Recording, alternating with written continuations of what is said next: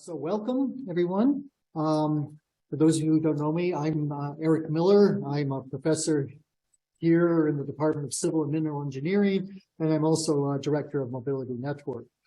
It's my great pleasure to welcome you to Livable Streets 2.0 in Toronto, today's presentation and panel discussion.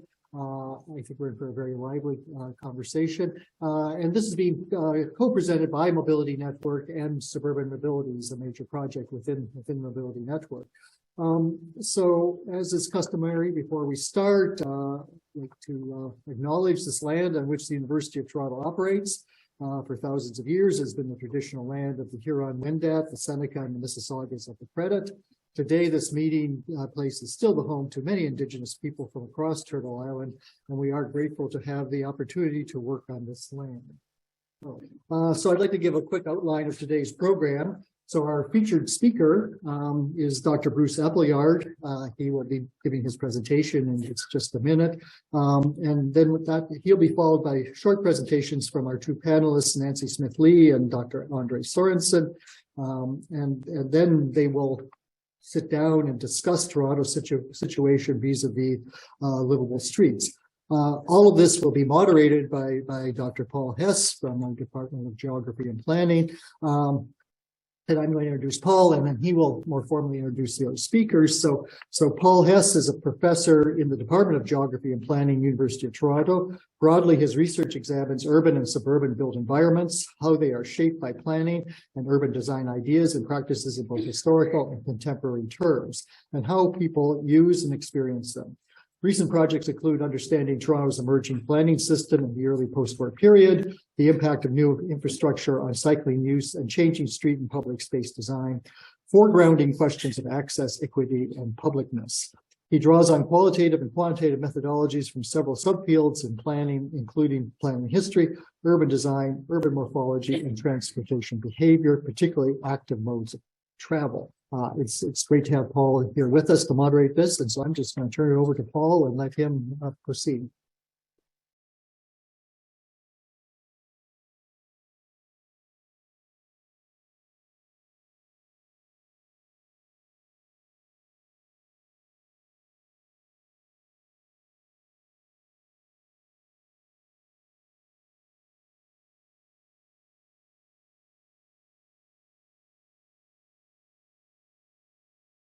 Anyways, there's a nice video. I can read you the image. This is one of the best frames. It shows a multimodal street where there's a dynamic choreography where everyone is sort of negotiating for their space, but you've got all the modes of travel, people walking, people riding their bikes.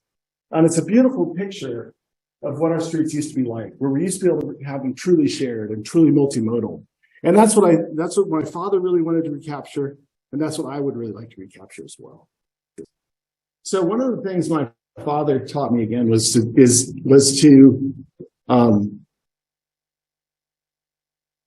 take pictures wherever possible. So one time I was invited to Lawrence, Kansas to give a talk on creating great cities and great communities and great streets. And they put me in this great historic hotel and they're 100% downtown. And as I often do, is I took pictures of what was happening. How was it working or not working for people who were enjoying the afternoon, beautiful fall afternoon. And I found that something was wrong. When curb radii are too large, cars drive and encroach and drive fast. And at this time, a group of families was walking up the street over here. And so I wanted to see how they negotiated this intersection.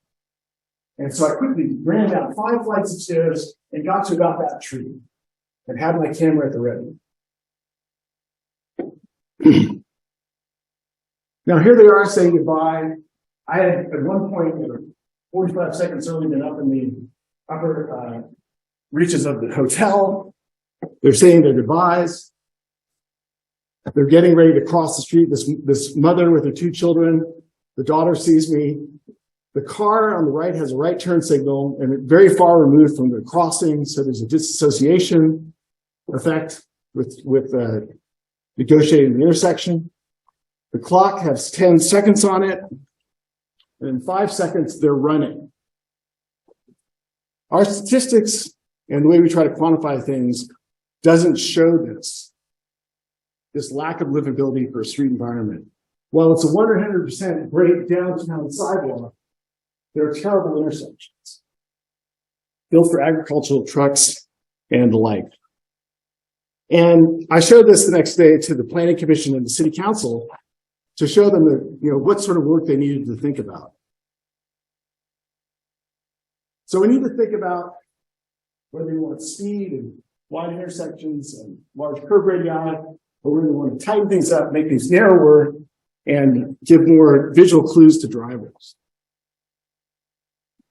And we've got a serious problem. Is there a way I can get my presentation up here? Sorry. We've got a serious problem. Right now, we've got rising traffic violence and death in the U.S. 38,000 people each year are killed, or that's about 104 people each day. So that's about a jet plane crash every day. Yet we rarely hear about it. So the book is really in 4 parts. It's really about power between modes and power between interest groups fighting over the nature of our streets and the future of our streets. And the 4 books that as I read through his book, I came to understand there were 3 parts that I wanted to work with: the conflict, the power, the promise, and the future. So we'll first talk about the conflict. And the classic research that has really withstood the sands of time was my father's work on these 3 streets in San Francisco that were similar in all respects except for their levels of traffic. And he put, if I know him and I understand him, he put light traffic on top and heavy traffic below. Rather than saying low or high, he said light and heavy. And he wanted that to have some gravitational weight. And what he asked was, what is the location of your friends and acquaintances? And on a light traffic street, you see a community knit together by the street environment itself. Whereas in the heavily trafficked street, it's ripped apart. And again, this speaks to how we do good graphics for our research to represent what we're finding, and how you can really endure over the years. But a wonderful finding on social cohesion and capital and the nature of bringing people together, as he found that there were 3 times as many local friends on the light traffic street and twice as many acquaintances than there were on the heavily trafficked street. And this was a graphic that we developed later for a video, where the link is here, by Street Films, where we brought the research together in an animation. This is a different viewpoint from the same research. And you can see on the light traffic street, a person says, I feel like it's home, definitely a friendly street. And then in the heavily trafficked neighborhood, it's not a friendly street.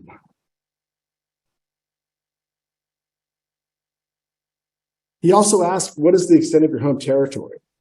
And you can see on the light traffic street, a tremendous extension beyond the boundaries of one's home, across the street into other friends' homes and down the side alleys. Whereas on the heavily trafficked street, again, another perspective on this research, it's impersonal, just this, or my home territory is just this apartment. Additional findings were that as traffic goes up, neighborhood pride and property values goes down. So what were the theoretical contributions of Livable Streets? It was the first to articulate the general theory that streets were for people and places for living. And that it articulates, and what Livable Streets 2.0 does is to further articulate that streets are for our humanity, especially in light of the coming autonomous vehicle craze that we're faced with. And I'd also say it's also about the need to reimagine and redesign our streets so they're joyful, enriching, and equitable. Livable Streets also adopted the phrase, the ecology of the street, which I've retermed the street ecology, and it articulated the roles people play and the unequal distribution of power. It also changed the focus from a driver-ped conflict to a driver versus resident conflict. And I'd also say it was the first manual on traffic calming for a North American audience, as well as the Wunderfs and shared streets of Europe. As a kid, I went to Delft probably more times than most people have ever gone in their lives. He also developed a new streets hierarchy with pedestrians at the top and small solar vehicles, bicyclists, etc., on down to private automobiles. And he also presented warnings. There was an essay he wrote that wasn't in the original that I've included in this new edition. And this is one of the best quotes I can really imagine to describe our dependency on automobiles. The automobile, satisfier of private needs, demands, and whims, has created an insatiable demand for access and a whole profession of planners and engineers both serving and further stimulating that demand. I'm now in the process of people at the ACSP conference. PhD students are interested in using this for their dissertations. I'm happy if you were to use this as well. So I did my own Livable Streets research. I basically took my father's teachings as well as Kevin Lynch's and developed cognitive mapping studies of children looking at the effects of traffic and the construction of a pathway. Two articles, one is called Livable Streets for School Children. The other is The Meaning of Livable Streets to School Children. Using Kevin Lynch's methodology, where he theorized that we see the world as paths, edges, districts, modes, and landmarks. As we draw maps on blank pieces of paper, I set forth into the suburban areas of the San Francisco Bay Area, where I found a light traffic community surrounding a school and a heavily trafficked community surrounding a school. This follows the neighborhood unit principle designs of Clarence Perry, except they forgot the pathways. And you can see the busy traffic in the morning on the way to school. They should have built pathways, but I interviewed developers who had retired long after they built this subdivision, and they basically wanted to get away with building as little as possible, or the developers wanted to get away with building as little as possible. So we have a conflict with surrounding residents to actually build the pathway. And we can see this in other places where there were signs in this DC neighborhood saying, yes, sidewalks on Hawthorne and no sidewalks on Hawthorne. So people are always fighting putting sidewalks in on your neighborhood street. Contested territory. These were the traffic numbers. I should mention also that a former student of my father's came to me one day, we were at a family wedding. He said, I've got a neighborhood. There are problems in the neighborhood with traffic. You've got to help me. Your dad would understand. And he taught me how to do traffic counts and the tools of the trade, so to speak. He sadly died of cancer soon after we worked on this. This was sort of this was the thing that really kept him going. And that's when I decided to go into planning. Too many people had gone and so much work remained to be done. These are the street sound counts. These are some of the students' images. The X's show places of dislike, clearly a problem on these streets. This is from the light traffic street. Child walked and bicycled everywhere. And you can see a much more peaceful, much more comprehensive understanding of what their neighborhood's like. So there's two worlds surviving where people are dealing with different levels of traffic. I also developed a legend with cool colors showing the places that people like to play, friends and acquaintances and vegetation, and warm colors are locate places of cars, danger, and dislike. And you can see that in the heavily trafficked street, much stronger associations with danger, dislike, and cars, whereas the light traffic neighborhood, a much richer sense of their community and a much more peaceful sense of place. We then built a pathway. This is me in the background with We're celebrating the development of this pathway. And then I did another study comparing the image before the pathway was built and then after the pathway was built, where you can see the child clearly draws the pathway with a much more peaceful sense of place. This child was in both groups through the street in a small representation, but actually drew the pathway in. Still didn't like the street, said it was too busy, but at least understood the street and had a relationship with the street. And again, before and after the improvements, a much lower sense of danger and dislike, and a richer association with the street itself. And we found that, I found that there was a sense of place in the after group was about 3 times that of the before group. The sense of danger was twice the rate in the before group than that of the after group. And what was most interesting was that it was, in terms of dislike, children in the after group, the children in the before group had 5 times the rate of children in the after group in terms of how they disliked the street. We also found some other things. This was a child who was driven everywhere.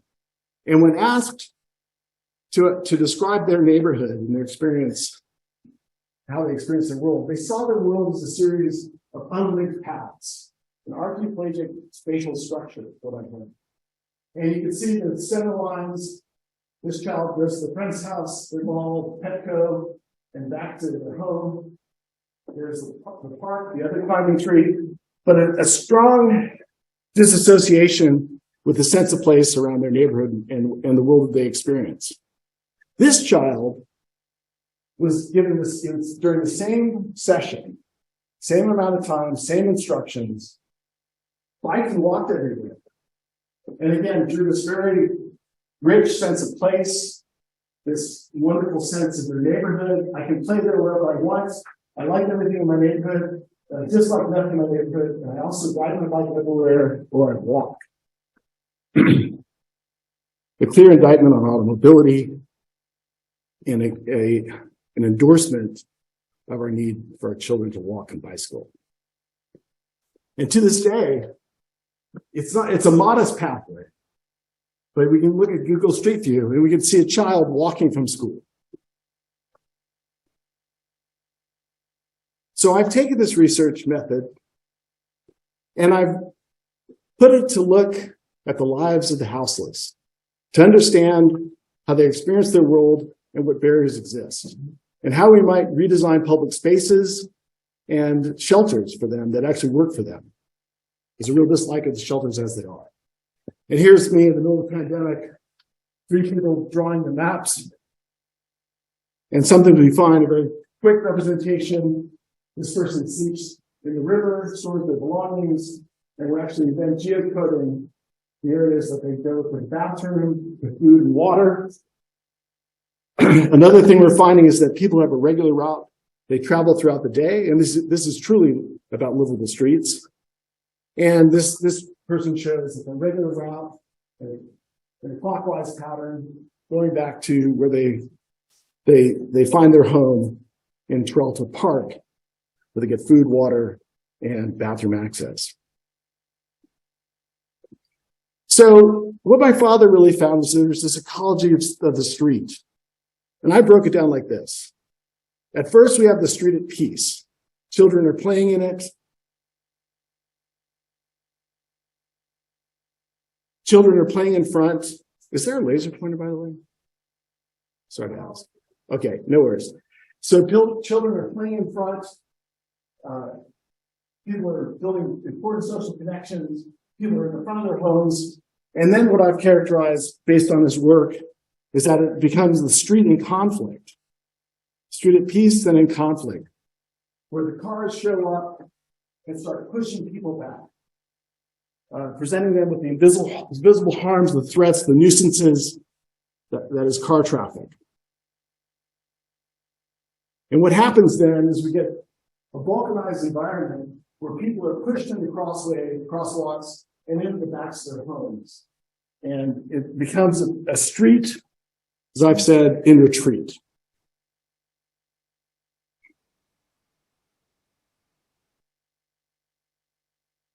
Okay, book 2. We'll try to keep it going. So we talk about the power.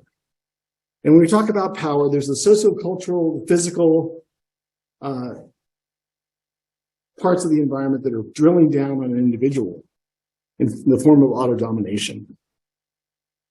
In another instance of my taking pictures when I could, I was walking down this street that leads to the affluent suburbs of Piedmont and the freeways. And there was this young man, this young school-age boy, about 14, holding up a piece of paper to the cars that were passing by.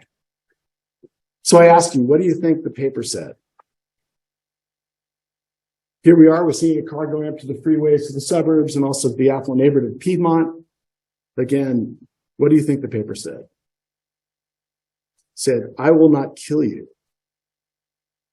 A clear representation of the alienating forces of auto-domination. And this young man was just trying to reach out because most of the people driving by were white. Another person that my father highlighted in Livable Streets 1 was Joseph Charles, who in Berkeley used to sit on the corner every day as cars would drive past, and he'd go like this. Does anyone know what this means? Roll down your window. And he would say like this, have a good day. And my father really enjoyed featuring him in the book. He was a person who was reaching out across this divide that we have between our communities and traffic. And when we need to recognize that in the rise of automobility, much longer after the pictures I showed you of the 1906 Streetway, that we started to criminalize walking. And we called it, in a derogatory term, jaywalking. And that we need to recognize that in the future of autonomous vehicles, we can't see ourselves criminalize walking and bicycling again. In terms of the power, I often turn to these images of safety and fatality rates at different speeds. And I'm always struck when we look at 20 miles an hour versus 30 miles an hour. Think about that. Why do you think I'm interested in looking at 20 miles an hour to 30 miles an hour? Well, at 20 miles an hour, you have a 5% chance of surviving, a 5% chance of being killed, but 95% chance of surviving. At 30 miles an hour, it goes up about 8 times. 45% chance of fatality. But it goes up at a slower rate from 30 to 40. This graphic shows the same thing. Dramatic increase from 20 to 30 miles. And this one as well. Now, why do you think that? I kept wondering what that was all about. And I was presenting one day to a community group, and there was a neurosurgeon in the group, and he said, I've got a theory that we've probably been able to survive being hit by a car at the highest speed we can run. So we really should think about designing our streets for survivability, not just livability.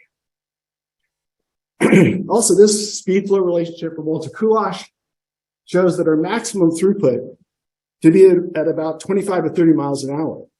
So in urban areas, we really should think about keeping our speed limits low. We're seeing now a much larger vehicles. Some of my friends, Harvey Miller there from University of Ohio State. And you can see how much larger the cars are. And we're seeing higher fatality rates because of vehicle size. We're also seeing higher fatality rates by the number of lanes. And we're seeing an overall rise in the US of fatality rates going forward. We're also seeing an inordinate number of African Americans and Black bicyclists being killed than other races. And I'd say that we actually can put this on cars and road projects, that roads and cars are damaging to your health. Now, I've just finished a project with the California Transportation Commission, where they asked me to incorporate public health into their transportation decision-making.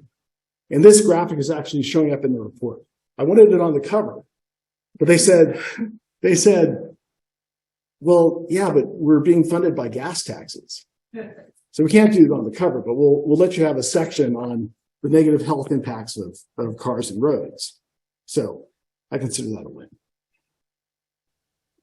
So another question about the power is whose livability should win out? Because to my horror, I would find people approaching me and saying, look, they're trying to build high density development around the transit station. That's going to be traffic. Your father's research could work to help us fight that development. If you really think about it, it's an issue of environmental impact. And people started to approach me to try to stop affordable high density development around transit. And I said, whoa, wait a second. My father would be turning in his grave. So the classic example is, if you take this parking for a bike lane, where will I park my car? You're not considering my needs.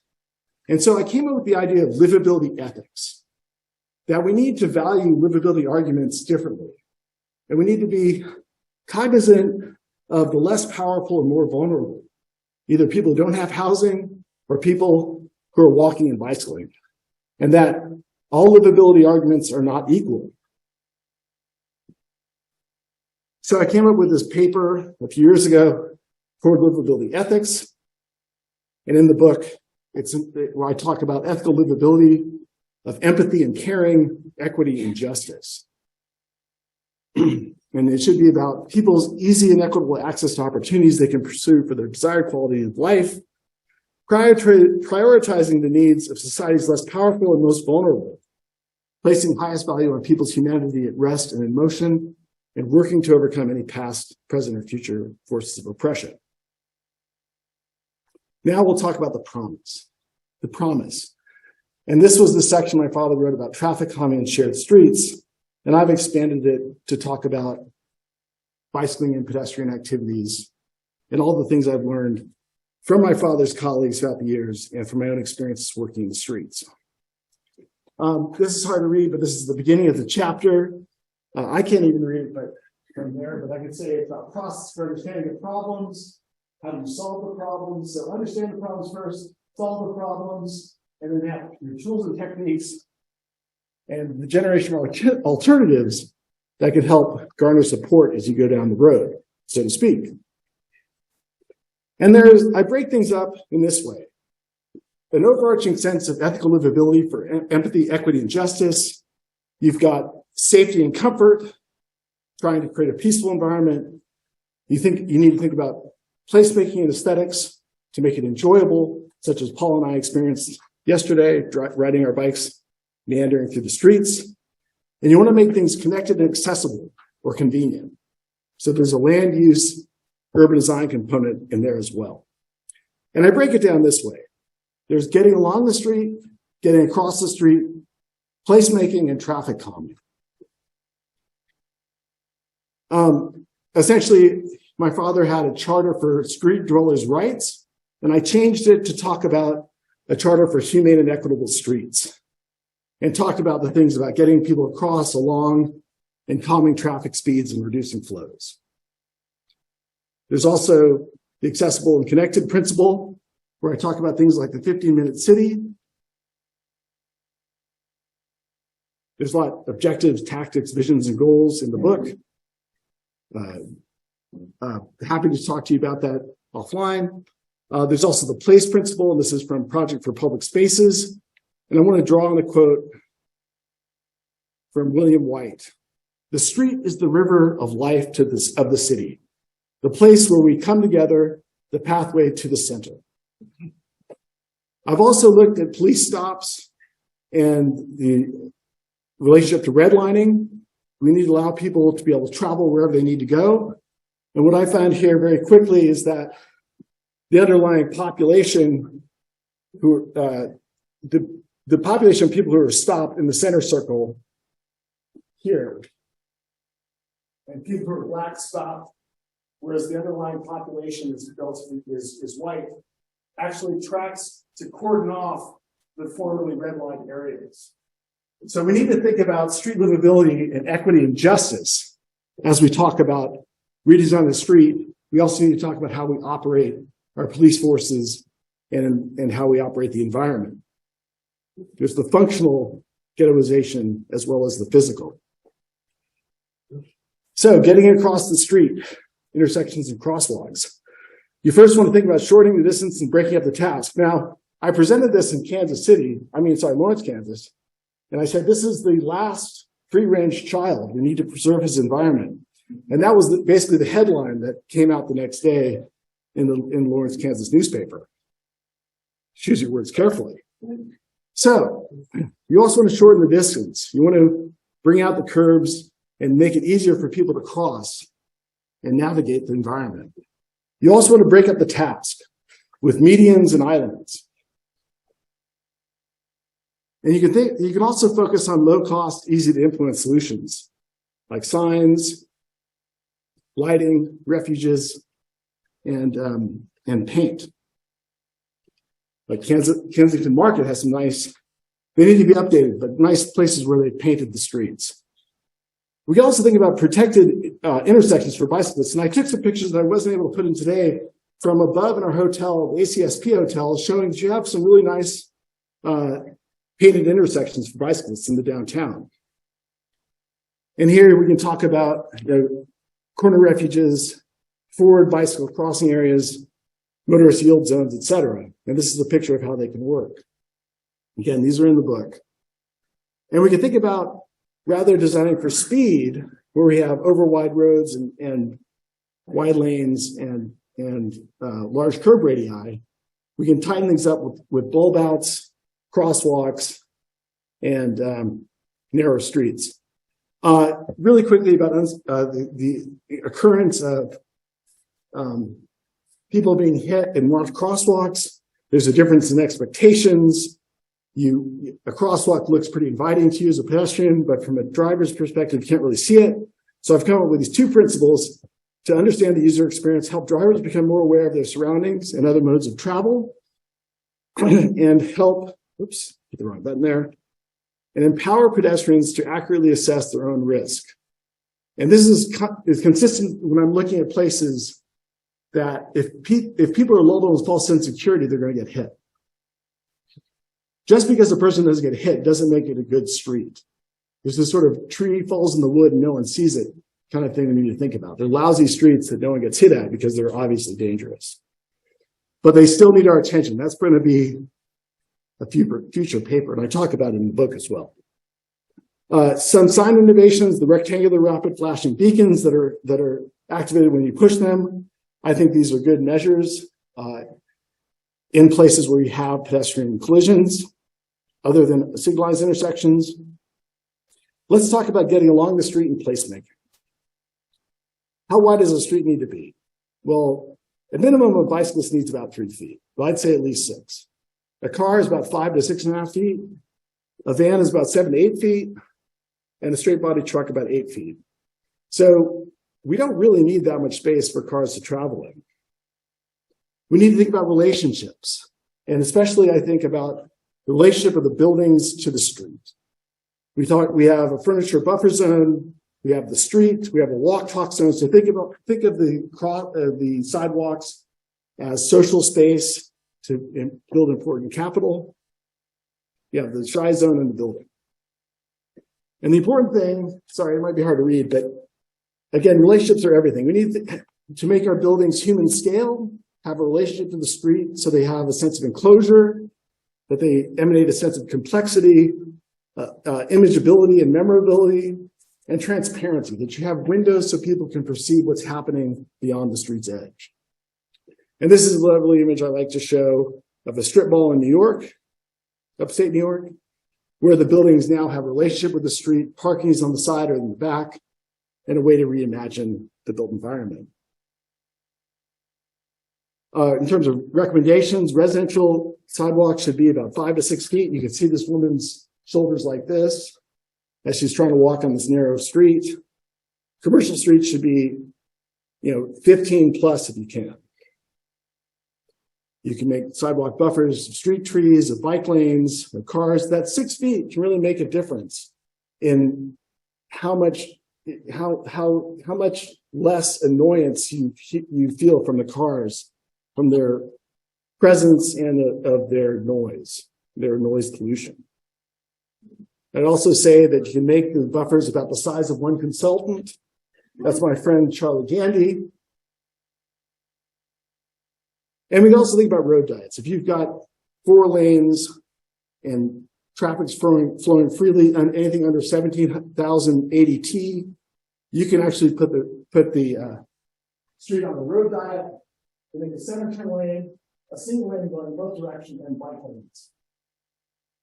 Anything above 17,000 ADT, and you start seeing deviations in the surrounding neighborhood.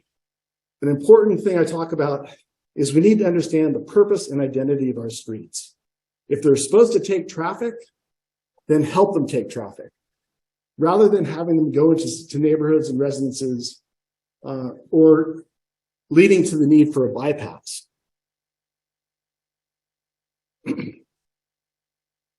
Another example of a road diet where they minimize the number of lanes.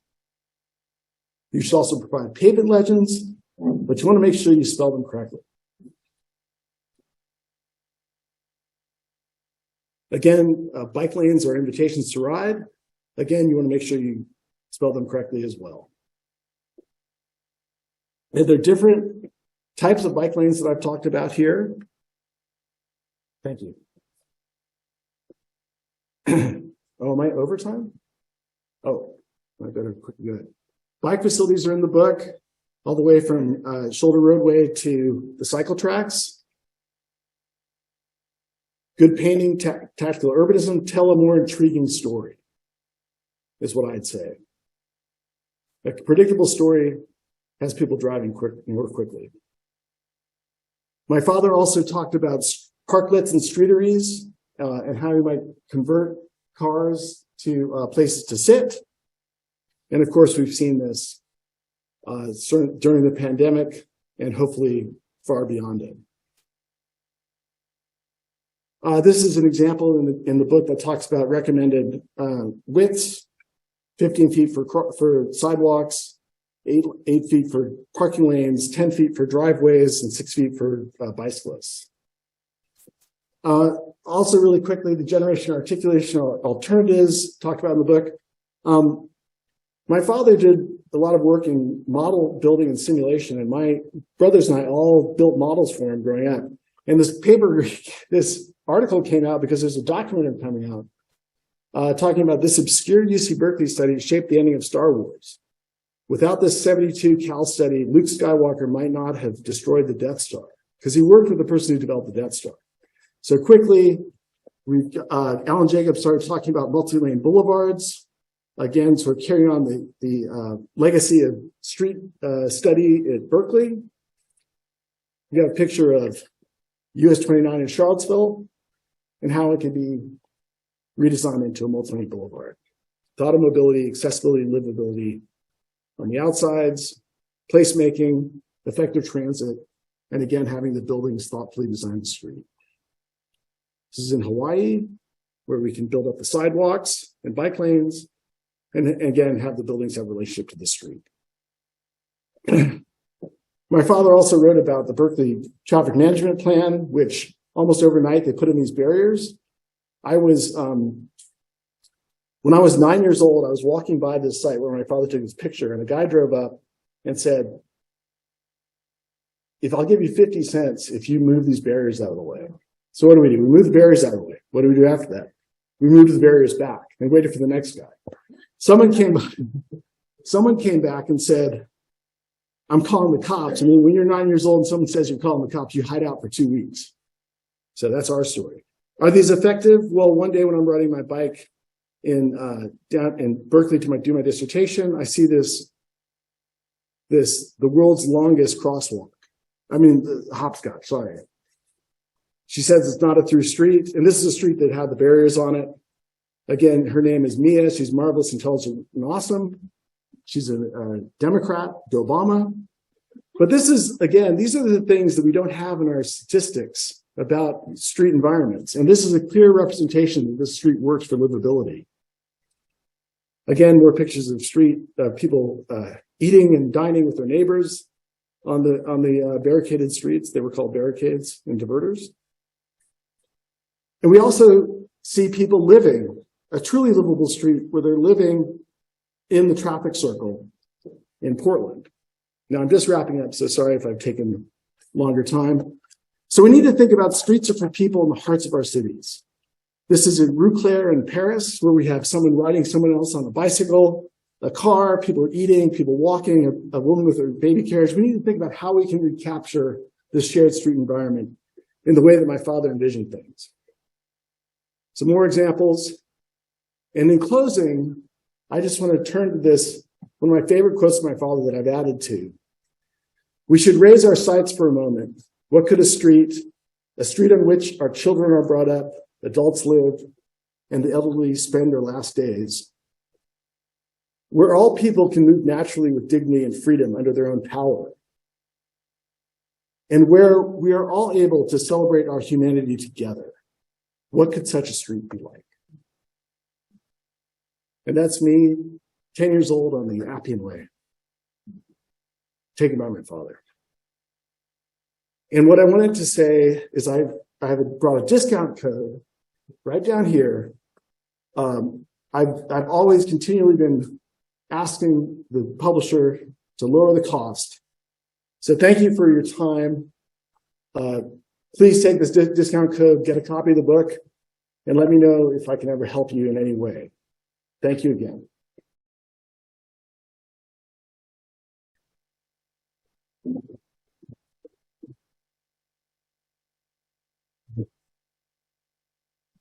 Thank you, Bruce. So much information, and there's so much more in the book.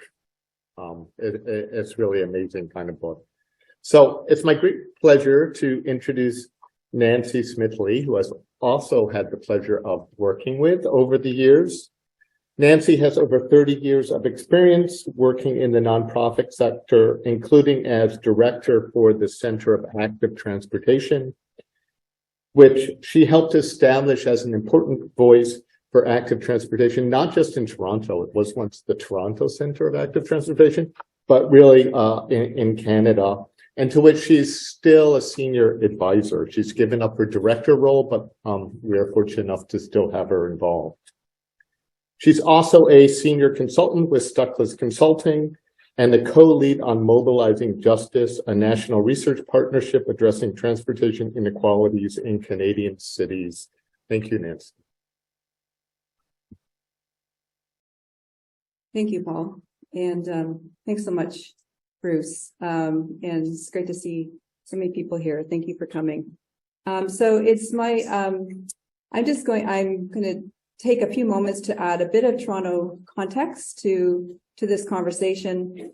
But like Paul, this Livable Streets book was also really very influential for me in my graduate studies and also in my career since then. So I'm really so grateful to you, Bruce, for updating the book and making sure that it's going to be available for generations to come. So thank you. So, you know, tragedy due to traffic violence affects many people, like Bruce and his father. And that's often an impetus for advocacy. This chart maps out traffic fatalities over a 20-year period between 1999 and 2019 in Toronto. So as you can see, maybe in the back, so the top bar are people in cars, so people who are driving and passengers, and on the bottom are people who are walking and cycling. And so we can see that it's getting more unsafe for people who are walking and cycling. That gap is increasing.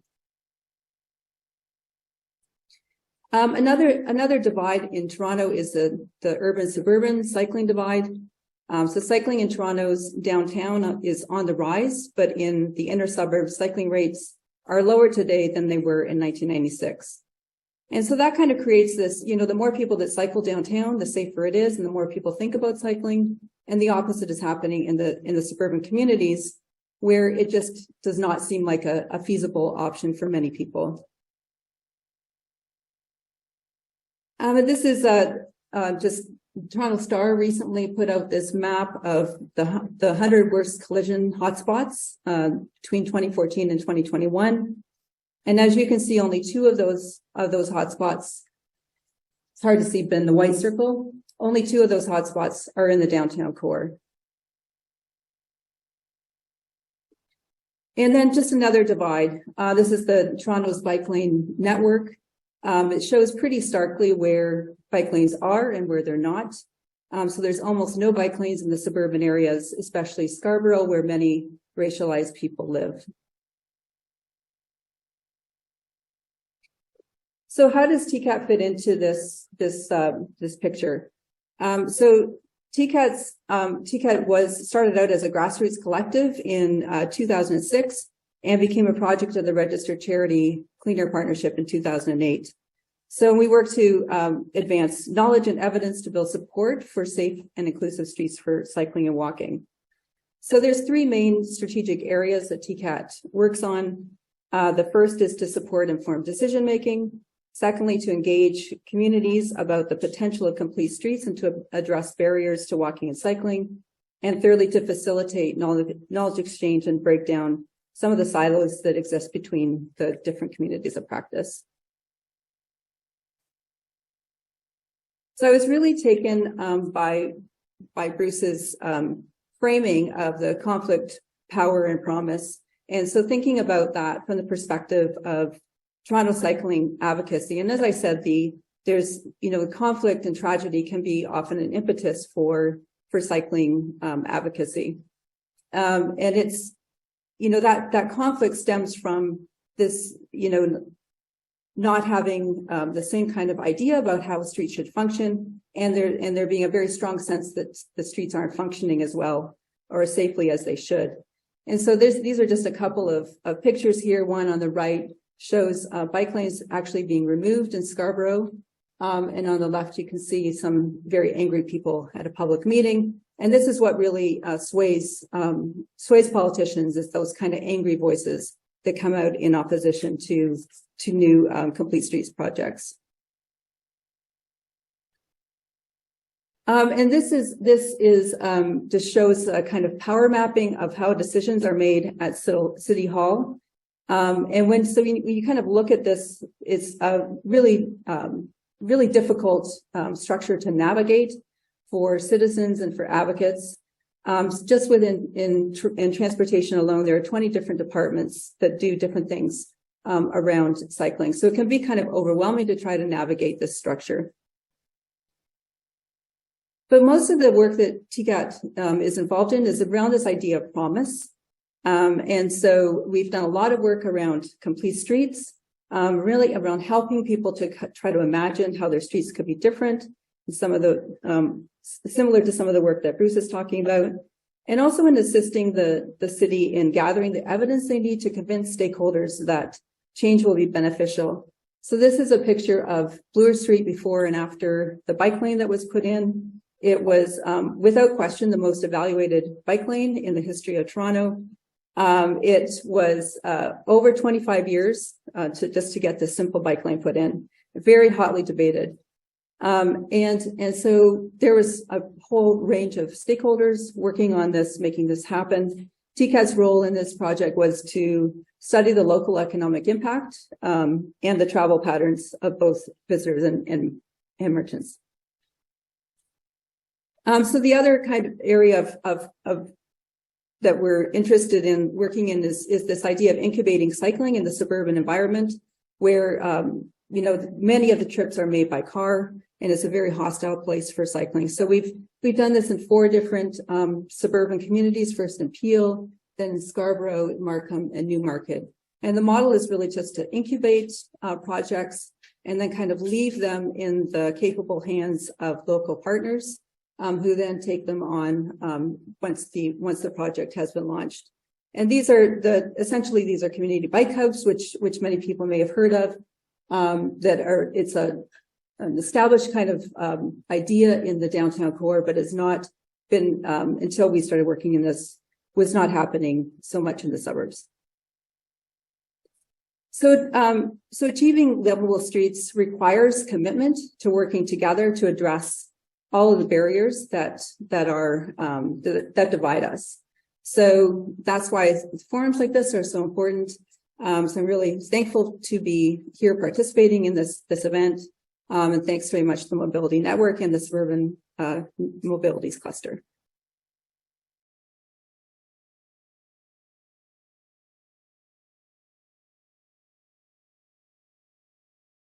Thank you, Nancy. It's also my great pleasure to introduce Professor André Sorensen. It's great to have people on a panel that you're colleagues with and have worked with for years. André is a professor in human geography at UTSC, where he also was key to establishing a very robust city studies program. His research examines urban institutions, change processes, and governance from a comparative and historical institutionalist perspective. He focuses on urban land and property development, infrastructure provision, and urban form, particularly in the suburbs and peri-urban areas. He's published over 60 papers and chapters and co-edited 5 books, most recently an International Handbook of Megacities and Megacities Regions. But he's also done work on retrofitting automobile-dependent suburbs and working on active transportation issues. Most recently, 2 very great reports, I'll just say it, on establishing bicycle lanes, bicycle networks in Scarborough, which, as we've seen, is a very auto-dependent, dangerous place to cycle. So thank you, André. Welcome.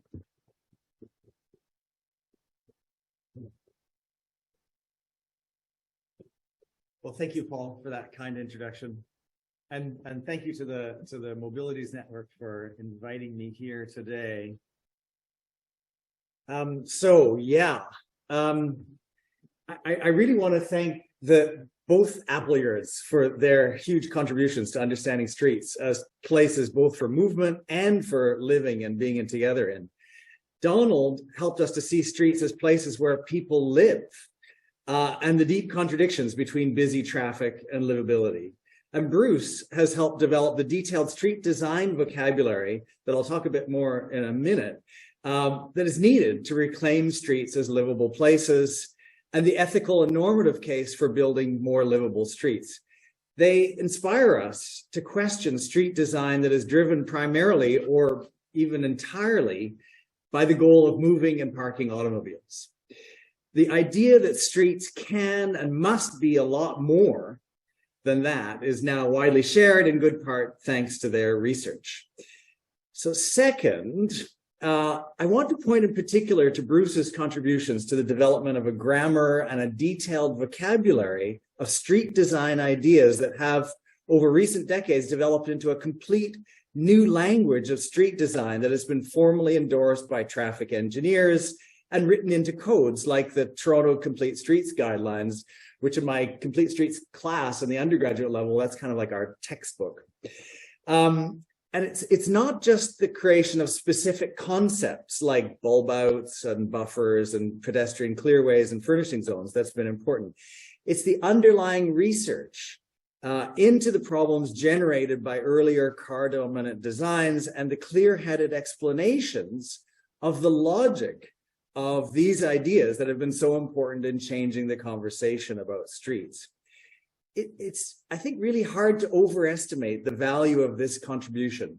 As a tool for city builders, this is on the scale of Portland cement for people who pour concrete, or vaccines for public health. It's really a game changer. That set of ideas has allowed us to think about streets in a really different way. And third, I believe that a major reason this vocabulary and grammar of streets is so important now is that one of the most important tasks facing us is the transformation of suburban, automobile-dependent places into more sustainable, more walkable and bikeable, less energy-intensive and healthier living environments. The biggest obstacle to progress on that front is precisely the obsolete street designs that prioritized cars and trucks over people, gave over the vast majority of our urban public space to automobiles, and while granting unprecedented mobility and opportunities to those behind a steering wheel and standing on a gas pedal, created places of indefensibly high risk of life-altering injury and death for everyone not inside a car and buffered with airbags. And this is not about a war on the car, a tool which has produced tremendous opportunities through increased mobility. It's about undoing the worst mistakes of 70 years of radical, new experimental post-World War II approach to urban design based on the prioritization of automobility over every other value. This was undoubtedly a failed experiment, both in what it built and what it failed to even consider and think about when we're designing our cities.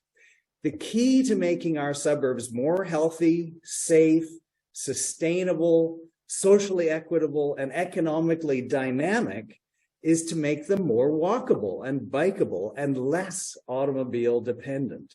And Bruce Appleyard has made a major contribution to that project.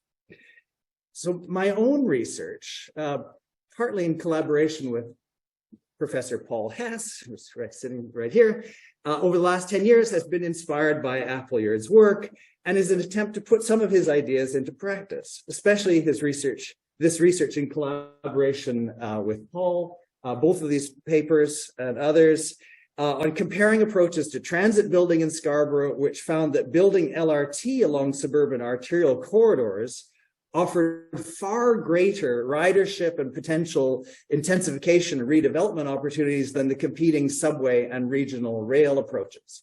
Sadly, it's the subway and regional rail approaches that are under construction now, and the LRT, which was canceled in 2010, is still waiting for funding.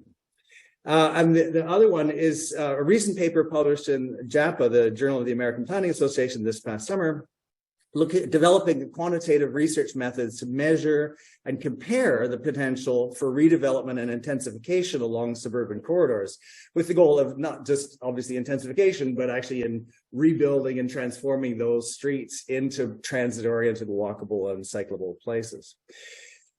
Bruce's work is also central to my undergraduate city studies course at UTSC on complete streets, in which students work in teams to design proposals to transform suburban arterial roads into livable, safe, vibrant, and walkable places. We rely heavily on Bruce's ideas and our analysis of what's wrong with our existing streets, why they're so dangerous, and how they can be redesigned, particularly at the intersections, as Nancy was noting, and as Bruce is also as well. And so students learn how to do site analysis of suburban arterial corridors and develop and present policy proposals for street transformations into safer, complete streets. So two of the products of that class, I've hired the last 2 summers, 2021 and this past summer, hired teams of students who took the class and learned these techniques to work on these 2 reports. So the first one is this one, the Scarborough Opportunity. Both of these were funded by the Suburban Mobilities Research Cluster, and really developing proposals documenting Scarborough's exceptional potential to transform into a walkable, bikeable place.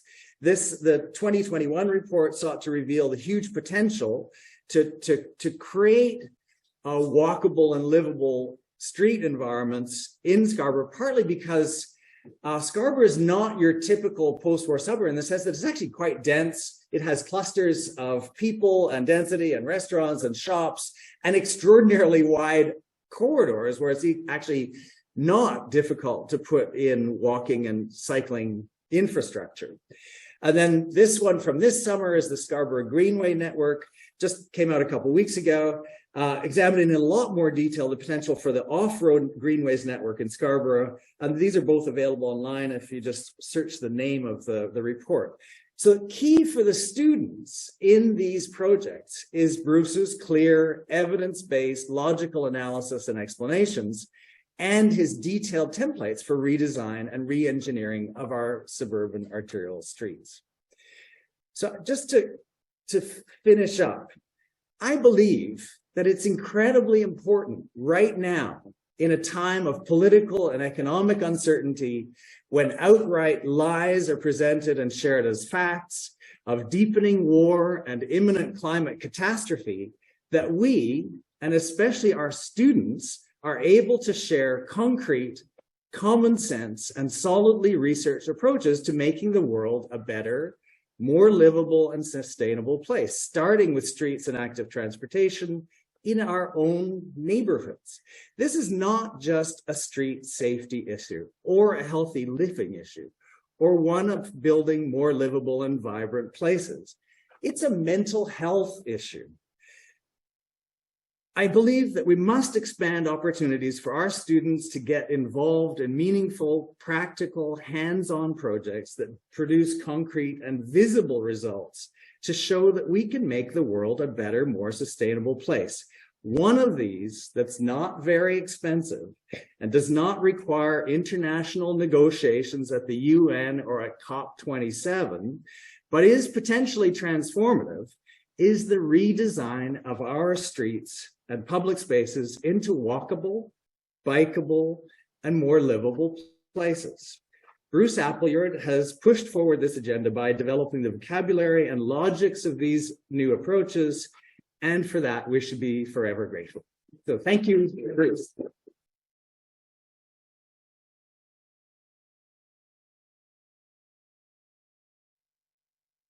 Okay, so we don't have much time, but I thought we'd start by, I will ask each of the panelists one question to get us started, and then we can open it up for the audience. So for Bruce, again, thank you for fabulous a document that's such a reference. We've mentioned a whole bunch of street concepts, and you presented a lot of information. So current policies around Vision Zero, and particularly complete streets, I think have become very prevalent and have been spreading. And the idea of complete streets, of streets that are for all modes and people of all ages and abilities to use safely, that's a bit different concept than the idea of livable streets, of livability. I wonder if you would maybe try to sort out those things, because there is a kind of vocabulary conceptual issue that we're talking about here. Very good question. Yes, the main thrust of the work is about street dwellers' rights and the rights of residences and lowering the environmental impact on neighborhood streets. And we talked about shared streets and winners from Europe. So we did think about pedestrians and bicyclists, but most of his work was on shared streets. He held up the model of shared streets at the highest level. A sort of utopian idea, learning about the utopian idea of shared streets and the Winners model. And so I tried to figure out how we're going to bridge from our auto-oriented environments, figure out pedestrians and bicyclists, to the shared streets model. How can we actually do that in more context? And so yes, I tried to understand the language of engineers and try to understand how engineers were approaching the problems. And I would say that, yes, livable streets, I also tried to expand the idea of livability. Rather than just about lowering impacts and lowering nuisance, I thought about how the access to opportunity, because livability started to become adopted as part of smart growth. And the core areas of smart growth are really, I would say, really hand in hand to say it's about access to opportunities. Lack of nuisance and livability in its fundamental sense can be part of that access to opportunities. But it's also about the ability for people to travel by modes of movement. And I thought I talk a lot about the transportation industrial complex that drives our academic thinking and our solutions. And I often say we need to come up with housing and land use solutions and other solutions to address and include streets and Vision Zero solutions to address our transportation problems, not just moving cars faster. I hope that answers the question. To start. Okay. Start of a big conversation, but thank you. Yeah. So for Nancy, I think a lot of your work and a lot of Bruce's work, a lot of people's work has been understanding and envisioning what good, safe streets can look like. The implementation piece is a different part of Livable Streets 2.0 as well. Could you talk maybe a little bit about your experience at TCAT or working in the nonprofit sector of how to implement change and maybe even on the cultural piece, like how do we move away from automobility culture?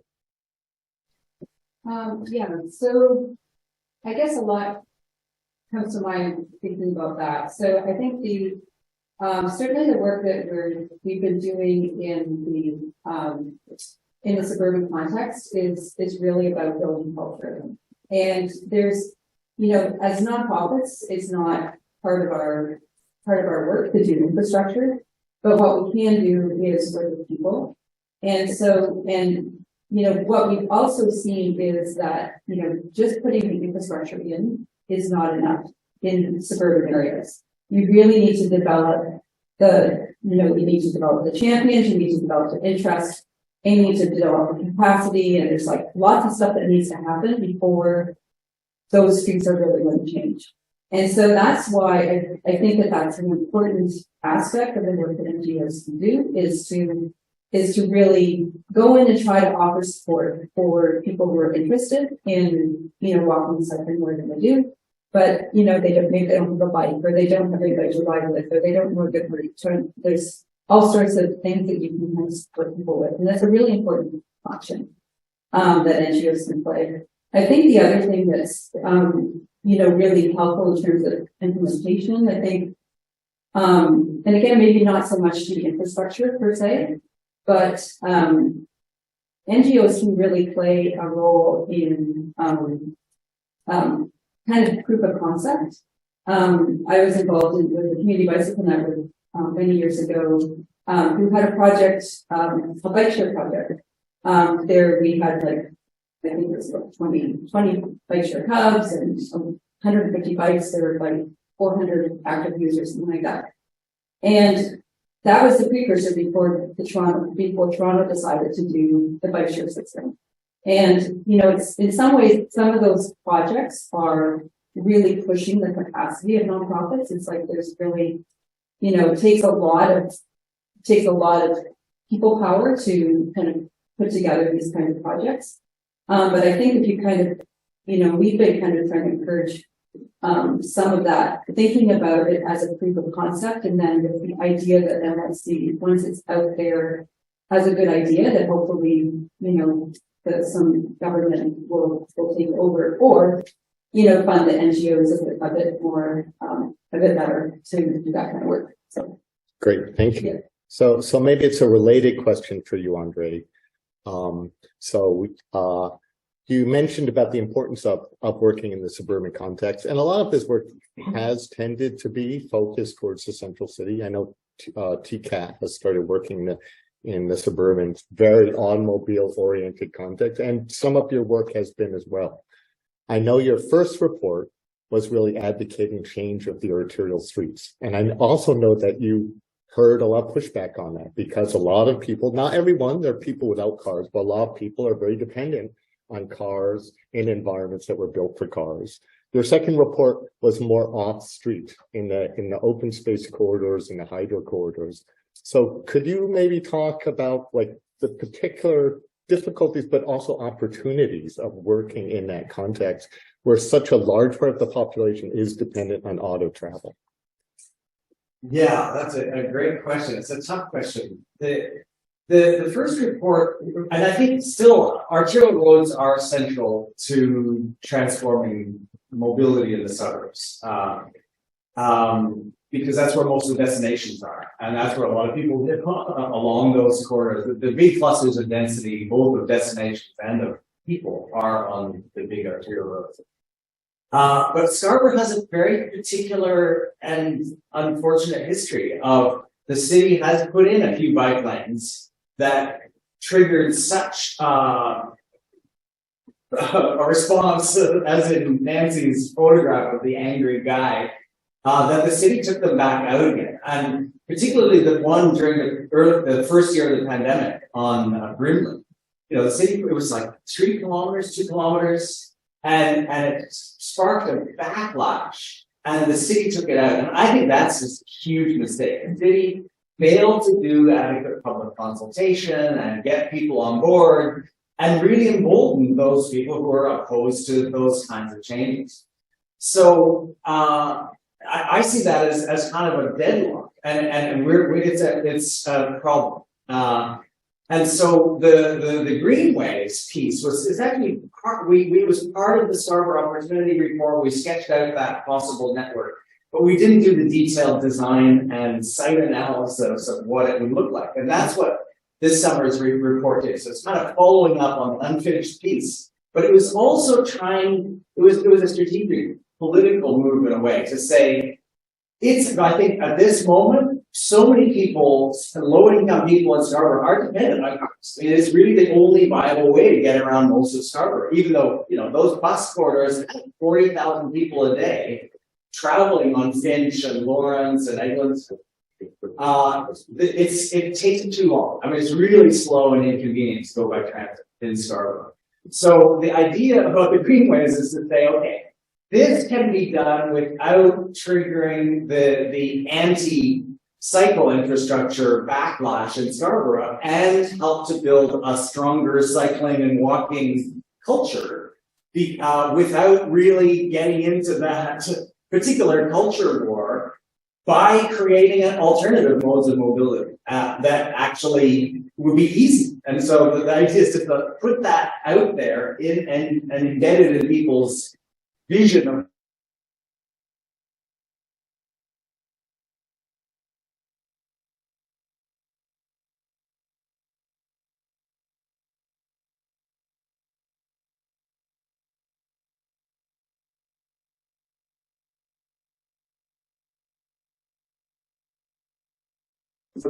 the truth is, Scarborough arterial roads now, people don't ride bikes because they're so dangerous, right? And everybody told us that. It's like, no, I wasn't allowed to ride a bike as a kid because it's too dangerous. So the off-road network will help to kind of get past that problem and build, once you get a lot of cyclists, then maybe there'll be some political support to build better infrastructure.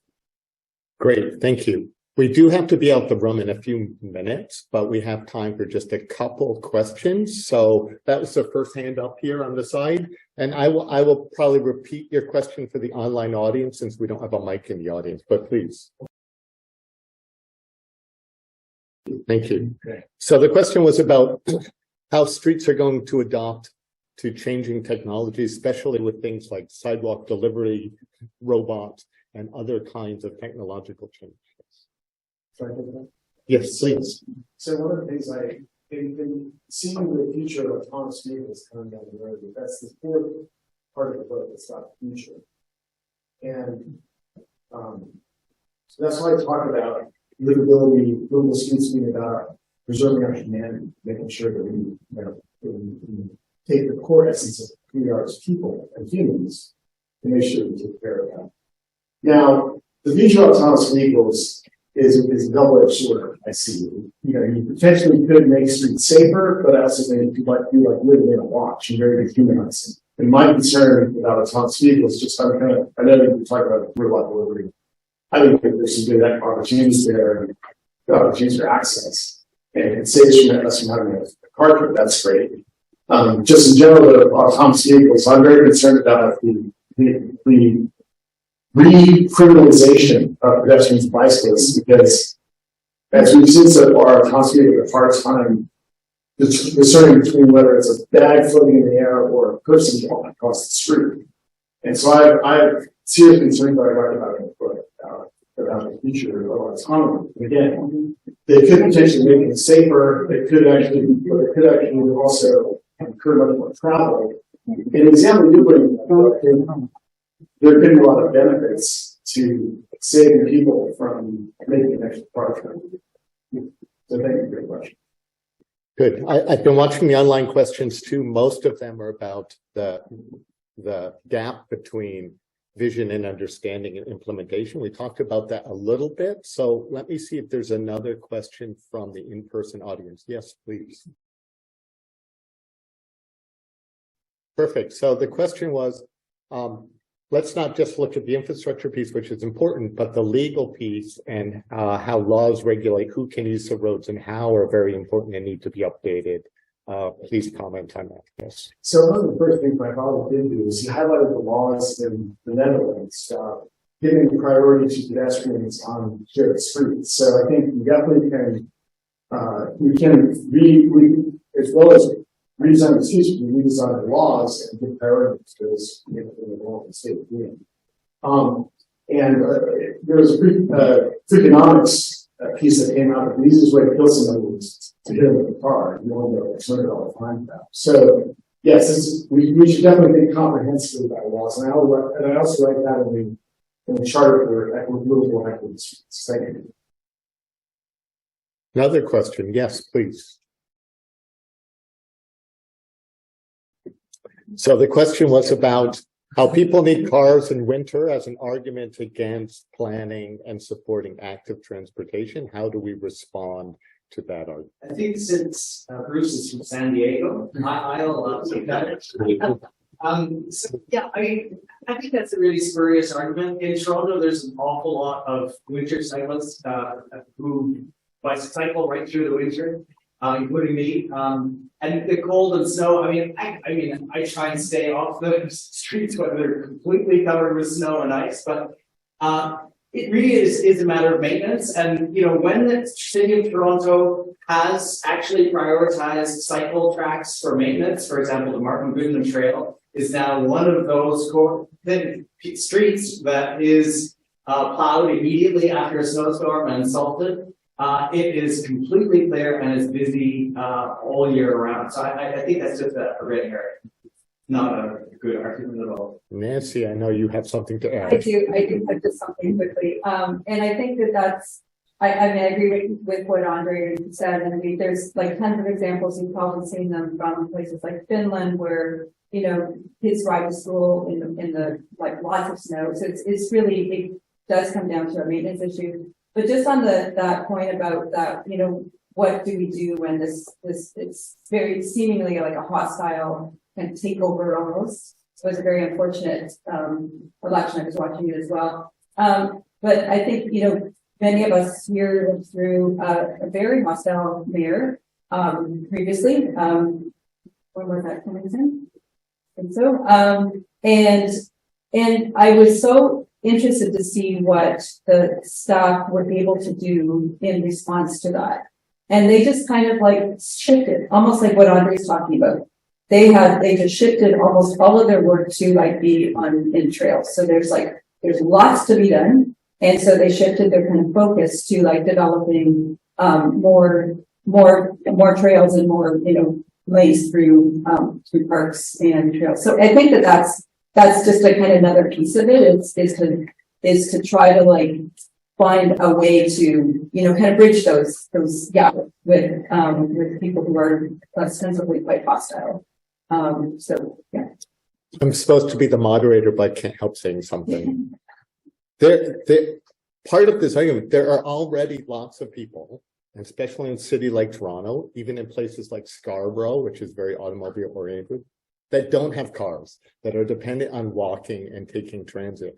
And to see these pictures of like old people trying to scramble over banks of snow to get in the bus, like there's an argument right there. Like we need to serve the people who are out there already, and we can build on that to make a better environment. But it's part of that change of mentality of who we're serving.